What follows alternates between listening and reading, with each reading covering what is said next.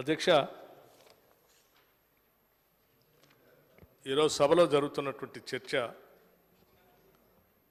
రాష్ట్ర ప్రయోజనాల దృష్ట్యా చాలా అత్యవసరమైనటువంటి చర్చ అధ్యక్ష. ఇది కేంద్ర ప్రభుత్వం 2024-25 ఆర్థిక సంవత్సరానికి సంబంధించి ప్రతిపాదించినటువంటి బడ్జెట్లో తెలంగాణ రాష్ట్రానికి రావాల్సినటువంటి కేటాయించాల్సినటువంటి లేక పొందవలసిన ప్రయోజనాలకు సంబంధించి ఏమీ రాకపోవటం వలన పెద్ద ఎత్తున రాష్ట్రం నష్టపోయేటువంటి ప్రమాదంలో ఉంది. కాబట్టి విశాలమైనటువంటి రాష్ట్ర ప్రయోజనాల దృష్ట్యా సభానాయకుడిగా ఈ రాష్ట్ర ముఖ్యమంత్రిగా శ్రీ రేవంత్ రెడ్డి గారు దీర్ఘంగా లోతుగా ఆలోచన చేసి దీనిపైన రాష్ట్ర ప్రయోజనాల కోసం సభలో అత్యంత ప్రజాస్వామ్యయుతంగా చర్చకు పెట్టి అంశాన్ని అందరి ఆలోచనలు తీసుకొని రాష్ట్ర ప్రయోజనాలే పరమావధిగా పెట్టుకొని అవసరం అయితే అందరూ ఒప్పుకుంటే ప్రభుత్వం యొక్క ఆలోచనతో వారు కూడా ఏకీభవిస్తే ఒక ఏకగ్రీవ తీర్మానం చేసి కేంద్ర ప్రభుత్వానికి పంపించాలనేటువంటి ఆలోచనతో పెట్టినటువంటి ఈ చర్చ చాలా అత్యవసరమైనది, అతి ముఖ్యమైనదిగా నేను భావిస్తూ ఉన్నాను. వారిని అభినందిస్తూ ఉన్నాను కూడా. అలాగే అధ్యక్ష, దీనిపైన సుదీర్ఘంగా సభలో ఉన్నటువంటి అనుభవం కలిగినటువంటి నాయకులు అట్లాగే శాసనసభాపక్ష నాయకులు అందరూ కూడా వారి అభిప్రాయాలు చాలా స్పష్టంగా వారి ప్రయత్నంలో భాగంగా వారు చెప్పాల్సిందంతా చెప్పారు. ఈ చెప్పే క్రమంలో ఆశించిన మేరకు రావాల్సినంత మద్దతు రాలేదేమో రాష్ట్ర ప్రయోజనాల కోసం అనేటువంటి భావం కూడా కలుగుతూ ఉంది అధ్యక్ష. రాష్ట్ర ప్రయోజనాల కంటే రాజకీయ ప్రయోజనాలే ఎక్కువగా ఈరోజు కనిపిస్తుందేమనేటువంటి భావం ఈరోజు దేశంలో కలుగుతూ ఉంది అధ్యక్ష.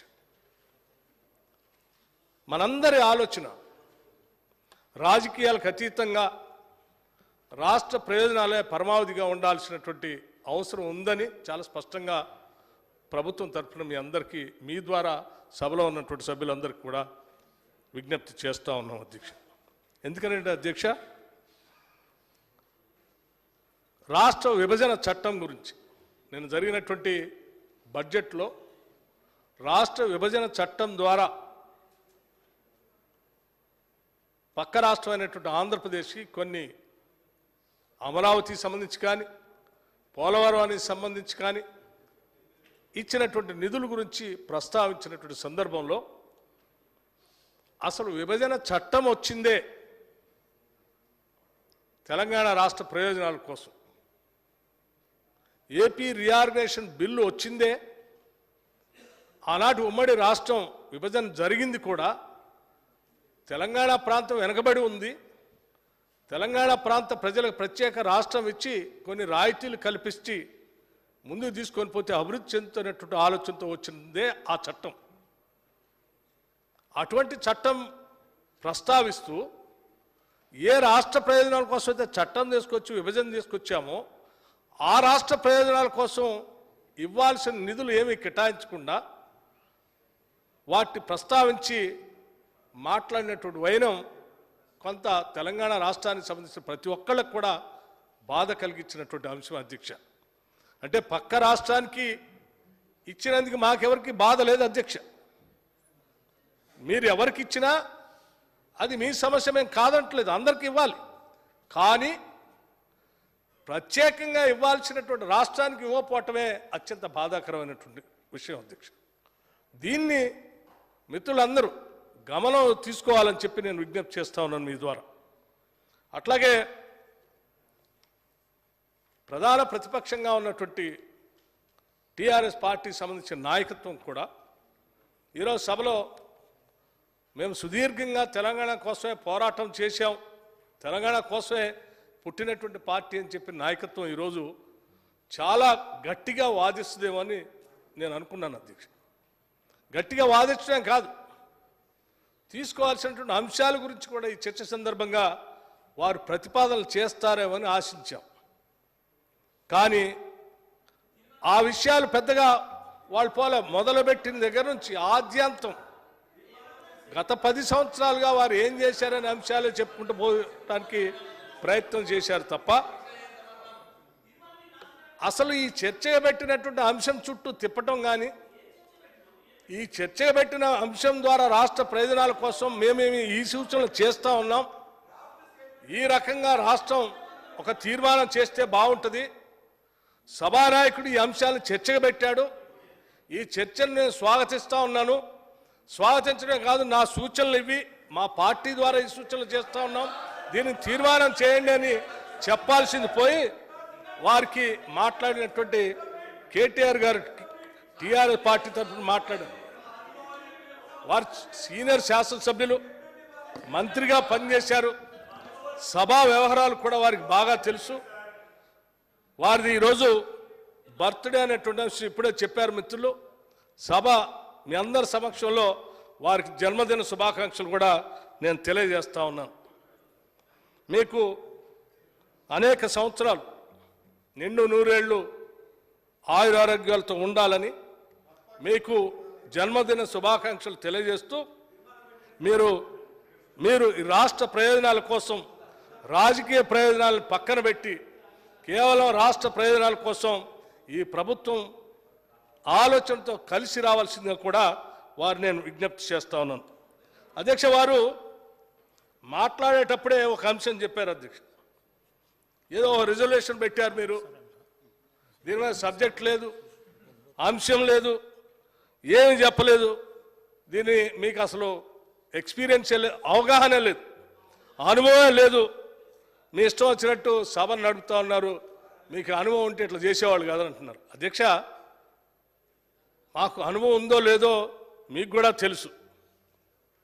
గౌరవ ముఖ్యమంత్రి గారు వారు కూడా సీనియర్ శాసనసభ్యులే. సభా వ్యవహారాలపైన వారు ఒక ఫ్లోర్ లీడర్గా కూడా పనిచేశారు, అటు శాసనమండలిలో పనిచేశారు, శాసనసభలో పనిచేశారు, జడ్పీటీసీ సభ్యులుగా చేశారు, పార్లమెంటు సభ్యుడిగా చేశారు. సభా వ్యవహారాలపై క్షుణ్ణంగా వారికి కూడా అవగాహన ఉంది. ఒక సభానాయకుడిని పట్టుకొని మీకు ఏమి లేదని చెప్పి అవహేళనగా చేసినటువంటి మాటలు అది సరైనది కాదని నేను భావిస్తూ ఉన్నాను. ఎందుకంటే మేమేమో తెలియక పెట్టింది కాదు, లేకపోతే మాకు వ్యవహారం మీద అనుభవం లేక కాదు. నేను చెప్తా ఉన్నాను, ఈరోజు మేము ప్రజెంట్ చేసింది, ఈరోజు బిజినెస్లో క్వశ్చన్స్ అండ్ ఆన్సర్స్ తర్వాత గవర్నమెంట్ రిజల్యూషన్ అని చెప్పాం. గవర్నమెంట్ రిజల్యూషన్స్ తర్వాత కూడా బిజినెస్ ఉంది అధ్యక్ష, స్పష్టంగా చెప్పాం. మరి ఇదే విధానాన్ని ఆ రోజుల్లో 2014 14th జూన్ సాటర్డే రోజు మీరు కూడా సభా వ్యవహారాలకు సంబంధించి ఒక రిజల్యూషన్ పెట్టారు అధ్యక్ష. సభలోకి వచ్చారు హడావుడిగా, నేను అవతల సభ్యుడిగా ఉన్నాను, సభలోకి వచ్చారు హడావుడిగా, సభా వ్యవహారాలకు సంబంధించినటువంటి రిజల్యూషన్ కాగితం ఇచ్చారు. కనీసం మేము అంశం చెప్పి చర్చకని పెట్టాం, మీరు ఆ రోజు అంశం చెప్పి చర్చకు కూడా పెట్టలేదు. మేము కేవలం రిజల్యూషన్ పెడుతున్నాం అని చెప్పి బిజినెస్ ఇచ్చారు. టాపిక్స్ అప్పటికప్పుడే సభలో పెట్టి ఒకటి కాదు దాదాపు 6-7 అంశాలకు సంబంధించిన రిజల్యూషన్స్ పెట్టేసి మమ్మల్ని మాట్లాడమన్నారు. ఇది సభా వ్యవహారాలకు సంబంధించిన కాగితం. ఇది మేము చెప్పేది కూడా అదే. మేము 2014 14th జూన్ రికార్డ్ అయ్యి ఇందులో ఏమో అంశం టాపికే మెన్షన్ చేయలే, కేవలం రిజల్యూషన్ అన్నారు అంతే. ఈరోజు కూడా ఏం చేశారు, ఈరోజు కూడా గవర్నమెంట్ రిజల్యూషన్ అని చెప్పారు. అప్పుడు కూడా గవర్నమెంట్ రిజల్యూషన్ కావాలంటే అధ్యక్ష, నేను కావాలంటే వారికి కాగితాలు కూడా పంపిస్తాను, ఒకసారి చూసుకోవచ్చు. అనవసరంగా అంటే వారికి తెలియక కాదు, తెలిసే కావాలని ఈ అంశం చుట్టూ మాట్లాడితే దీని మీద గట్టిగా వాదించి ఈ ప్రభుత్వానికి మద్దతు తెలియజేస్తే ఆడ కేంద్రంలో ఉన్నటువంటి బీజేపీకి ఆ ప్రభుత్వానికి ఏమైనా కోపం వస్తుందేమో, ఎందుకులే అని చెప్పి అంతిమంగా అది వదిలేసి అన్నీ మాట్లాడారు అధ్యక్ష. సరే వారు మాట్లాడిన తర్వాత అయినా మేము విజ్ఞప్తి చేశాం, మీరు అది వదిలేసి దీని గురించి మాట్లాడండి. పదే పదే నేను విజ్ఞప్తి చేశాను, శ్రీధర్ బాబు గారు విజ్ఞప్తి చేశారు, ముఖ్యమంత్రి గారు అడిగారు, మిగతా సభ్యులు అప్పుడైనా చెప్తారంటే అప్పుడు కూడా చెప్పలేదు అధ్యక్ష. మీరు ఇవ్వాల్సిన సమయం కంటే ఎక్కువ ఇచ్చారు. అయినా కానీ ఈ ఈ తీర్మానం గురించి కానీ లేకపోతే తెలంగాణ ప్రయోజనాల కోసం మీరు చేసుకున్న దాని మీద గట్టిగా వాదిద్దాం అనే అంశాల గురించి వాళ్ళు ఏం చెప్పలేదు. మిగతా అన్ని మాట్లాడారు, బయటకు వెళ్ళిపోయారు అధ్యక్ష. దీన్ని బట్టే రాష్ట్ర ప్రయోజనాల కంటే మీ రాజకీయ ప్రయోజనాలే ఈరోజు ముఖ్యంగా కనిపిస్తూ ఉన్నాయి. ఇది సరైనది కాదని చాలా స్పష్టంగా చెప్పదలుచుకున్నాను అధ్యక్ష. అధ్యక్ష, ఇవాళ ఎంత ఇబ్బందికరమైందంటే అధ్యక్ష, మనం ఒకసారి ఆలోచించే ఈ ఏపీ రీఆర్గనైజేషన్ బిల్లు ద్వారా మనకు రావాల్సినటువంటి అంశాలు పదే పదే మనం అడుగుతూ ఉన్నాం. ఈ బడ్జెట్లో వస్తుందని ఆశించినట్టే కాదు, దానికోసం చేయాల్సిన ప్రయత్నం అంతా కూడా చేశాం. దాంట్లో కనీసం ఒక్క అంశమైనా ఊసెత్తుతారంటే లేదు అధ్యక్ష. జాతీయ ప్రాజెక్టు కావాలని అడిగాం, పాలమూరు రంగారెడ్డి గురించి లేదు. ఐటీఐఆర్ గురించి అడిగాం, లేదు. బయ్యారం స్టీల్ ఫ్యాక్టరీ గురించి అడిగాం, హక్కుగా వచ్చేటువంటి ఈ రీఆర్గనైజేషన్ బిల్లు ద్వారా మనకు హక్కుగా సంక్రమించిన అధ్యక్ష. ఏం కొత్తగా మనం అడిగేటువంటి అంశాలు కూడా కాదు, లేదు. ఆనాడు యూపీఏ చైర్పర్సన్గా ఉన్నటువంటి సోనియా గాంధీ గారు, ఆనాడు ప్రధానమంత్రిగా ఉన్నటువంటి మన్మోహన్ సింగ్ గారు రాష్ట్ర విభజన చేసేటప్పుడు తెలంగాణ ప్రయోజనాలు ప్రత్యేకంగా కాపాడాలని దీంట్లో పొందుపరిచి మరీ ఇచ్చారు అధ్యక్ష. ఆ ఇచ్చిన హక్కును కూడా మనం వాళ్ళు అడుగుతుంటే అది ఇవ్వట్లేదు అధ్యక్ష. దానికోసం మనం ఏం చేయాలనేటువంటి ఆవేదన చెందాలనేటువంటి ఆలోచనతో ఈరోజు చర్చకు పెట్టాం. ఐఏఎం అడిగాం, ఇవ్వలేదు. నవోదయ స్కూల్స్ అడిగాం, ఇవ్వలేదు. Hyderabad Warangal corridor industrial corridor గురించి అడిగాం, లేదు. Hyderabad Nagpur corridor industrial corridor గురించి అడిగాం, లేదు. డిఫెన్స్ హబ్ ఉంది, ఇక్కడ ఫార్మస్ హబ్ ఉంది, ఫార్మాసిటీ హబ్ ఉంది, వీటికి సంబంధించి కావాల్సిన క్లస్టర్స్ ఇవ్వను, లేదు. మూసీ రిజర్వేషన్ గురించి అడిగాం, లేదు. మెట్రో రైల్ ఎక్స్టెన్షన్ గురించి అడిగాం, లేదు. అట్లాగే ఏది అడిగినా ఏది లేకుండా పోయింది అధ్యక్ష. ఏమిటిది? రాష్ట్రాల సమూహమే కదా ఈ దేశం, ఫెడరల్ స్పిరిటే కదా ఉండాల్సింది. ఏదో మా దయాదక్షిణం మీద మేము ఇస్తున్నాం, పంచుతున్నాం అని మిగతా వాళ్ళు మాట్లాడుతున్నాం. ఎవరి దయాదక్షిణాలు అవసరం లేదు అధ్యక్ష. రాష్ట్రాలు అందరూ కలిసి పన్నులు కడితే ఆ పన్నుల రూపేణ అక్కడ పోతున్నటువంటి డబ్బుతో, అందులో వచ్చేటువంటి బడ్జెట్తో ఈరోజు స్కీమ్స్ తయారు చేసి ఇస్తూ ఉన్నారు. ఎవరి దయాదక్షిణాలు కాదు ఇక్కడ. ఇవాళ మనం అడిగే అన్నీ కూడా మనం హక్కుగా రావాల్సినటువంటి అంశాల గురించి అడుగుతూ ఉన్నాం తప్ప వేరే అంశాలే లేదు అధ్యక్ష. వీటన్నిటినీ చేయకపోవటం వల్ల ఈరోజు ఏమైందనంటే చివరికి రాష్ట్రాలే ఆలోచనలు పడ్డాయి. మనం దేశం కోసం ఇంత కాంట్రిబ్యూట్ చేస్తూ ఉన్నాం. ఈరోజు దేశం మా అవసరాలు వదిలేసి రాజకీయ అవసరాల కోసం చూస్తుంది. రాష్ట్ర ప్రయోజనాల గురించి మేము ఆలోచించుకోవాలి కదా అని చెప్పి వేరే రకమైనటువంటి ఆలోచన ఈరోజు అనేక రాష్ట్రాల్లో మొదలైంది. ఒకవేళ ఇదే పెరిగి పెద్దదైతే రేపొద్దున ఈ దేశానికి సంబంధించిన ఫెడరల్ స్పిరిట్కే ఓ పెద్ద ప్రమాదకరమైనటువంటి సంకేతాలు దేశంలో మీరు పంపించినట్టుగా అయిందని ఈ సందర్భంగా మీ ద్వారా తెలియజేస్తాను అధ్యక్ష. దీంతో పాటు మిగతా మిత్రులు మాట్లాడేటప్పుడు కూడా మేము ఇంకోటి కూడా మనం చాలా స్పష్టంగా చెప్తున్నాం. మనం ఈరోజు మన కాంగ్రెస్ ప్రభుత్వం వచ్చిన తర్వాత, ఇందిరమ్మ రాజ్యం వచ్చిన తర్వాత ఓట్ ఆన్ అకౌంట్ బడ్జెట్ ఎందుకు పెట్టుకున్నాం అధ్యక్ష? కేంద్ర ప్రభుత్వం మెయిన్ బడ్జెట్ పెట్టలేదు. ఆ బడ్జెట్ పెట్టిన తర్వాత అందులోంచి పెద్ద ఎత్తున నిధులు వస్తాయేమో, మనం అడిగినన్ని వస్తే వీటిని యాడ్ చేసి మెయిన్ బడ్జెట్ని పెడదాం అనేటువంటి ఆలోచనతోనే ఈరోజు మనం ఈ బడ్జెట్ కోసం ఎదురు చూసిందే దానికోసం. ఆ ఓటర్ అకౌంట్ పెట్టుకుని రేపొద్దున మెయిన్ బడ్జెట్ పెట్టుకున్నదే దానికోసం. కానీ ఏమీ లేదు, పూర్తిగా గాలికి వదిలేశారు. ఈ గాలికి వదిలేసినటువంటి సందర్భంలో తప్పనిసరిగా మనం అందరం ఆలోచన చేయాల్సినటువంటి అవసరం ఉందని చెప్పే దాంట్లో ఎటువంటి సందేహం లేదు అధ్యక్ష. అట్లా కేటీఆర్ గారు మాట్లాడుతూ కొన్ని విషయాలు కూడా చెప్పారు. మేము మాట్లాడాం, చాలా చేశాం, కానీ మీరు మాత్రం కేంద్రంతో కలిసిపోయి చేస్తూ ఉన్నారు అధ్యక్ష. మేము కేంద్రం బీజేపీతో కలవటం ఏంటి? మీరు కదా కలిసింది. ముఖ్యమంత్రి గారు చెప్పారు కదా, పదే ఎక్కడెక్కడ కలిశారో కూడా చెప్పారు. చివరికి మీరు సింగరేణి కోల్ మైన్స్ గురించి కూడా చెప్పారు. చెప్పండి. కిషన్ రెడ్డి గారు వచ్చారు, ఆక్షన్ పెట్టడానికి వారు వస్తే మీరు కూడా పోయి వారితో కూర్చొని ఆక్షన్లో ఏంటి కోల్ మైన్స్ లేకుండా చేసే కార్యక్రమంలో ఇద్దరు నవ్వుకుంటున్నారు. అధ్యక్ష నేను వెళ్ళాను నిజమే, కానీ వెళ్ళి నేను ఏం చదివాను, ఏం చెప్పాను, చాలా స్పష్టంగా చెప్పాం. రాష్ట్ర ప్రయోజనాలే మాకు ముఖ్యమైనవి. ఈ రాష్ట్రంలో సింగరేణి పరివాహక అంటే గోదావరి పరివాహక ప్రాంతంలో ఉన్నటువంటి కోల్ బ్లాక్స్ అన్నింటినీ కూడా ఆక్షన్ పెట్టకుండా సింగరేణికే మీరు ఇవ్వాల్సిందిగా అధికారికంగా నేను చదివి వినిపిస్తున్నా అని చెప్తూ ఇంకో విషయం కూడా చెప్తా ఉన్నాను అధ్యక్ష.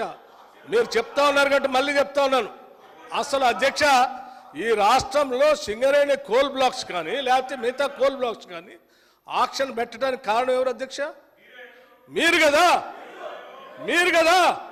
2015లో ఎంఎండిఆర్ బిల్లు పార్లమెంట్లో పెట్టినప్పుడు ఆ బిల్లుకి టీఆర్ఎస్ పార్టీకి సంబంధించిన పార్లమెంట్ సభ్యులు మీరు అందరూ మద్దతు ఇచ్చి ఆ బిల్లు పాస్ కావటం వల్లే ఈరోజు దేశంలో ఆక్షన్ జరుగుతోంది. ఆక్షన్ జరుగుతుందంటే కారణం మీరు. అది మీరు రాష్ట్ర ప్రజలను తప్పుదోవ పట్టించడం కోసం ప్రయత్నం చేస్తూ ఇంకా మీరు పోయారు అని మాట్లాడుతున్నారు. ఇది ఎట్లా అధ్యక్ష? ఇది కరెక్ట్ కాదు. అట్లాగే జిఎస్టీ సపోర్ట్ చేశారు, డిమానిటైజేషన్ చేశారు, ఇక 7 మండలాల గురించి చెప్పారు అధ్యక్ష. మేము చాలా గొప్పగా చేశామని. అధ్యక్ష ఏం చేశారు మీరు? ఏం చేశారు? జయరాం రమేష్ గారు మీరు అవగాహనతో మాట్లాడాలి. ఒక్కసారి జయరాం రమేష్ గారు తయారు చేసిన బిల్లును ఒకసారి చదవండి. 7 మండలాలు లేకుండా ఆ చట్టం పాస్ అయింది పార్లమెంట్లో. నేనే చెప్తున్నాను, నేను ఉన్నాను కాబట్టి. మీరు ఒకసారి చదవండి మళ్ళీ ఆ బిల్లుని. బిల్లు ప్రవేశపెట్టిన దాంట్లో ఏపీ రీఆర్గనైజేషన్ సంబంధించిన బిల్లు పాస్ అయిన దాంట్లో 7 మండలాలు తొలగించి బిల్లు పాస్ చేశారు అధ్యక్ష. 7 మండలాలు తెలంగాణకి ఉంచారు. రాష్ట్ర విభజన జరిగింది, మీరు ముఖ్యమంత్రి అయ్యారు. చాలే నేను ముఖ్యమంత్రి అయ్యాను, ఆ పాప అమాయకులైన గిరిజనులు 2 లక్షల ఎకరాలు పోయినా పర్లేదు, 7 మండలాలు ఏమైనా పర్లేదు అని చెప్పి గాలికి వదిలేశారు. వాళ్ళు ఏంటి ఆర్డినెన్స్ తీసుకొని వచ్చి 7 మండలాలు అప్పనంగా ఆంధ్ర కలిపితే కనీసం మాట మాత్రమే మాట్లాడలేదు. ఏదో తూతూ మంత్రంగా ఒక రిజల్యూషన్ పాస్ చేసి గాలికి వదిలేశారు తప్ప మీరు ఆ తర్వాత ఏం చేశారు అసలు దాని మీద? 10 ఏళ్ళు ఎప్పుడైనా ఢిల్లీ పోయారా? మీరు రిజల్యూషన్లో ఏం చెప్పారు? నేను ఆ రోజు అక్కడే కూర్చొని మాట్లాడాను. మీరేం చెప్పారు రిజల్యూషన్లో? రిజల్యూషన్ పాస్ అయిన తర్వాత సభలో ఉన్నటువంటి అన్ని పక్షాలు తీసుకొని ఢిల్లీ పోతా ఉన్నారు. ఢిల్లీలో పెద్ద ఎత్తున యుద్ధం చేద్దాం ఉన్నారు. చేశారా? తీసుకెళ్లారా? కనీసం మీరు పోయి ఎప్పుడైనా రిప్రజెంట్ చేశారా? లేదే.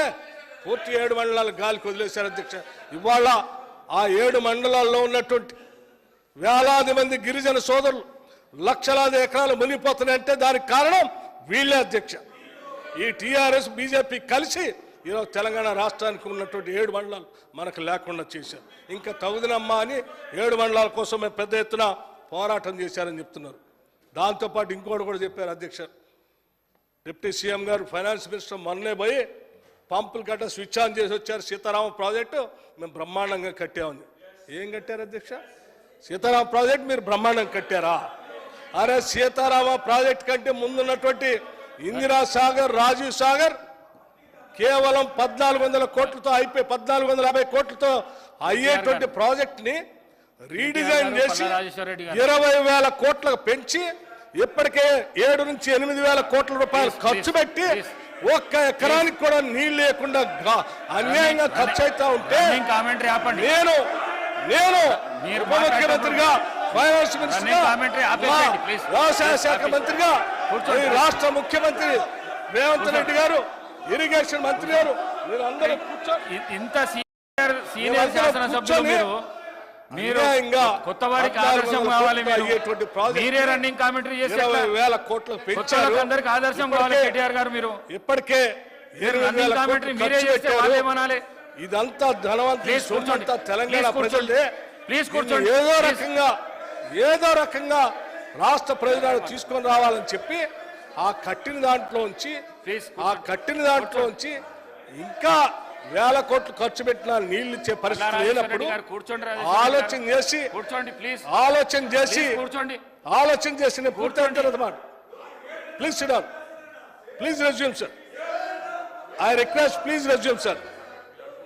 అధ్యక్ష, మేము ఆలోచన చేసి ముఖ్యమంత్రి గారు భద్రాచలం వచ్చిన తర్వాత అక్కడ కూర్చొని ఆ ఖమ్మం జిల్లాలో ఉన్నటువంటి ఇరిగేషన్ ప్రాజెక్టులు రివ్యూ చేసి ఇన్ని వేల కోట్లు ఖర్చు పెట్టామే, ప్రజాధనం దుర్వినియోగం అయిపోతుంది, దీంట్లోంచి ఎంతో కొంత ప్రయోజనం వచ్చేటట్టుగా చూడండి అని చెప్పి అందుబాటులో ఉన్నటువంటి ఆలోచనలన్నింటినీ తీసుకొని కేవలం కేవలం కేవలం 70 కోట్ల రూపాయలతో అదనంగా ఒక లింక్ కెనాల్ కలిపి దాన్ని ఎన్ఎస్పి కెనాల్కి అనుసంధానం చేసి వైరా ప్రాజెక్టుకి అనుసంధానం చేసి